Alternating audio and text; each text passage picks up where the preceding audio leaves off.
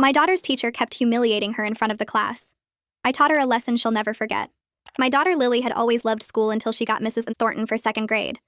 The first week seemed fine. Lily came home excited about her new classroom pet turtle and the reading corner with bean bags. She'd spend hours at night practicing her spelling words and drawing pictures for her teacher.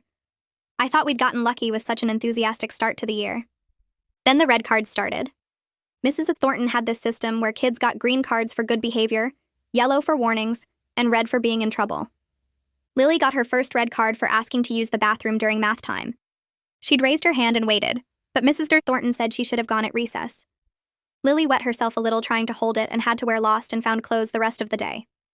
When I emailed Mrs. Thornton about it, she said children need to learn time management. The next week, Lily got a red card for helping another student with their worksheet. Mrs. Thornton said it was cheating, even though Lily was just showing the kid where to write their name. Then another red card for standing up to sharpen her pencil without permission. Another for sneezing too loud during reading time. By October, Lily was getting red cards almost daily for the most ridiculous things while other kids did the same stuff without consequence. But the real problem started with the public punishments. Mrs. Thornton would make Lily stand in front of the class and explain why she got a red card.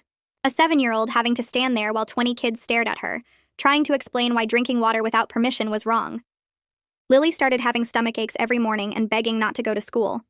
I scheduled a meeting with Mrs. Thornton, who told me Lily was too sensitive and needed to toughen up. She actually said maybe if I disciplined better at home, Lily wouldn't act out at school. I asked what acting out meant, and she listed things like humming quietly while working and wiggling in her seat. Normal 7-year-old stuff.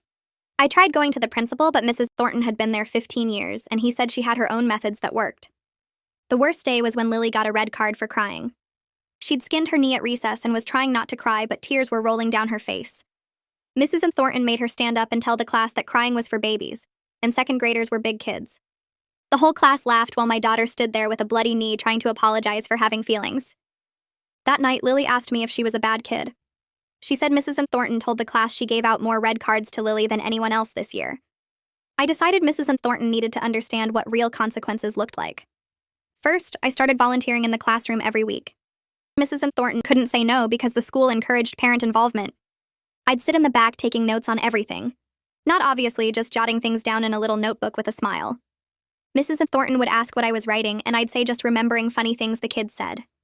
But she'd see me write whenever she gave Lily a red card. It made her nervous. Then I befriended all the other room moms.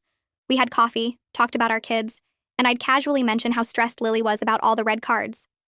They started sharing their own concerns about Mrs. Thornton's strictness. Soon everyone was comparing notes about unfair punishments. The mom gossip network activated, and suddenly everyone was watching Mrs. Thornton's every move.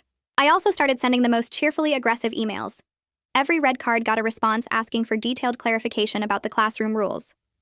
If humming was disruptive, what about tapping? If standing without permission was wrong, what if a child dropped something? I'd CC the principal on every third email, just to keep everyone informed about classroom management. Mrs. Thornton had to spend hours responding to my concerns. The turning point was the winter concert.